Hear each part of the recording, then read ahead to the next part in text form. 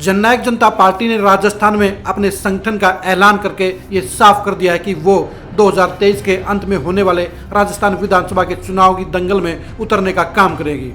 Party अध्यक्ष अजय सिंह चौटाला ने कल नागौर में पदाधिकारियों की घोषणा करते हुए ये ऐलान किया कि जेजेपी बीजेपी के साथ मिलकर 2023 में राजस्थान विधानसभा के चुनाव में हिस्सेदारी लेगी। जेजेपी का राजस्थान की पॉलिटिक्स में एक्टिव होना कई मायने रखता है। राजस्थान की पॉलिटिक्स में जाट वोटरों का एक अहम योगदान है और वो 50 सीटों पर हार जीत की निर्णायक भूमिका निभाने का काम करते हैं। जाट वोटरों पे कभी जननायक चौधरी देवीलाल का बड़ा असर रहा था और वो सीकर से लोकसभा सांसद रहे। उसके बाद जेजेपी राष्ट्रीय अध्यक्ष अजय सिंह चौटाला भी 2 बार राजस्थान से विधायक बने। अब जेजेपी दुष्यंत चौटाला की अगुवाई में नई पारी खेलना चाहती है और राजस्थान की पॉलिटिक्स में जेजेपी एक बड़ी सियासी ताकत बनना चाहती है। अजय सिंह चौटाला ने यह साफ तौर पर कहा कि हरियाणा में उनकी सत्ता की सहयोगी पार्टी बीजेपी के साथ वे चुनाव लड़ना पसंद करेंगे और गठबंधन में चुनावी उतरने का काम करेंगे। लेकिन अगर बीजेपी ने जेजेपी के साथ गठबंधन नहीं किया तो भी जेजेपी लगभग 30 सीटों पर अपने उम्मीदवार उतारने की तैयारी कर चुकी है। जेजेपी ने जिन पदाधिकारियों को महत्वपूर्ण कमान सौंपी है उनमें पृथ्वी मिल को प्रदेशाध्यक्ष बनाया गया है। इसके अलावा प्रतीक मेहरिया को युवा अध्यक्ष बनाया गया है। इन दोनों ही चेहरों के परिवार राजस्थान की सियासत में एक बड़ी शख्सियत रखते हैं, एक बड़ा नाम रखते हैं। राजस्थान में जेजेपी ने जो पदाधिकारी बनाए हैं उनमें से 4 से 5 नेता ऐसे हैं जो अपने बलबूते पर बगैर बीजेपी के साथ गठबंधन में भी नंबर 1 और नंबर 2 की लड़ाई में शामिल रहेंगे। अगर बीजेपी ने जेजेपी के साथ गठबंधन करने का काम किया तो राजस्थान में जेजेपी उसके लिए रामबाण का काम कर सकती है और लगभग 20 से 30 सीटों पर वह बीजेपी को बड़ा फायदा दे सकती है। अभी राजस्थान की पॉलिटिक्स में बीजेपी जाटों की हिस्सेदारी में नंबर 3 पर है। नंबर 1 पर हनुमान बेनीवाल हैं जिनकी अपनी रीजनल पार्टी है। नंबर 2 पर कांग्रेस के साथ जाट जुड़े हुए हैं और नंबर 3 पर बीजेपी के साथ जाटों का लगाव है। अगर जेजेपी पूरी ताकत के साथ राजस्थान के चुनाव में उतरती है तो वो उन 30 जाट बहुल सीटों पर 2 से लेकर 40-50 हज़ार तक वोट लेने का काम करेगी। राजस्थान में 2018 के चुनाव के परिणाम बताते हैं कि 50 सीटें ऐसी रही थी जहां पर हार जीत का अंतर 4000 से नीचे था। यानी इन सीटों पर जरा सी बदलाव की आहट भी परिणाम बदलने का काम कर सकती है।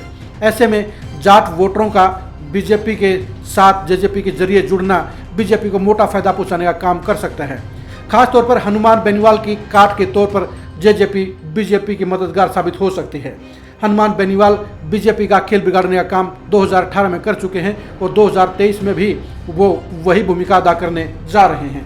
हनुमान बेनीवाल का सामने बीजेपी जेजेपी को खड़ा कर सकती है और उन सीटों पर जेजेपी जाट वोटरों को अपने साथ लेकर जहां हनुमान बेनीवाल का खेल बिगाड़ने का काम कर सकती है वहीं बीजेपी को सत्ता की सरताज बनाने में अहम भूमिका निभा सकती है।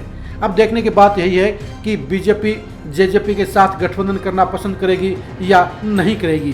जेजेपी के लिए खोने के लिए कुछ नहीं है। वो राजस्थान की सियासत में नई एंट्री मार रही है। ऐसे में उसके 30 प्रत्याशी अगर 5000 से लेकर 50,000 वोटों तक अगर वो सफल रहे तो वो इसकी बड़ी उपलब्धि मानी जाएगी और अगर वो 2 या 3 एमएलए बनाने में सक्षम रही तो राजस्थान की एंट्री उनके लिए सुखद रहेगी। बीजेपी के साथ मिलकर जेजेपी लगभग आधा दर्जन सीटें जीत सकती है। बीजेपी के लिए जेजेपी की मदद लेना हर लिहाज से अच्छा रहेगा क्योंकि वोटों के बंटवारे में बीजेपी का साथ मिलना उसे विरोधी पार्टियों के मुकाबले छोटा लेकिन असरदार समर्थन देने का काम करेगा और ये छोटा समर्थन बड़ा फायदा करने का काम भी कर सकता है क्योंकि अगर जेजेपी के कारण बीजेपी की 10-15 सीटें भी बढ़ जाती हैं और जाट वोट बैंक के जरिए बीजेपी को बड़ी मदद मिल सकती है तो वह गठबंधन सत्ता का गठबंधन साबित हो सकता है, एक डिसाइडिंग फैक्टर साबित हो सकता है।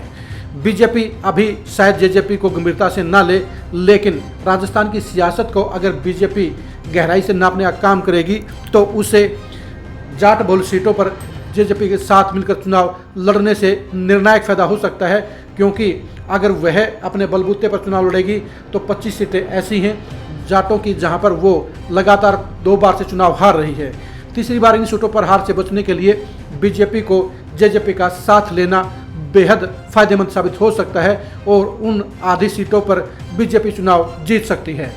अब देखने की बात यह कि बीजेपी जेजेपी के इस आमंत्रण को स्वीकार करती है या नहीं करती है, लेकिन ये तय है कि बीजेपी के साथ जेजेपी का गठबंधन दोनों ही पार्टियों के लिए फायदेमंद साबित रहेगा।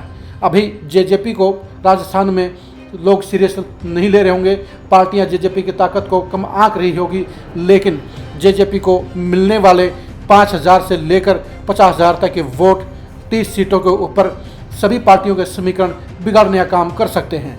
जेजेपी की राजस्थान को लेकर इस नई नवेली पॉलिटिक्स पर हमारी खास नज़र रहेगी।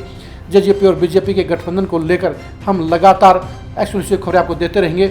जेजेपी की राजस्थान पॉलिटिक्स के लिए आप लगातार खरी न्यूज़ के साथ जुड़े रहिए। नमस्कार।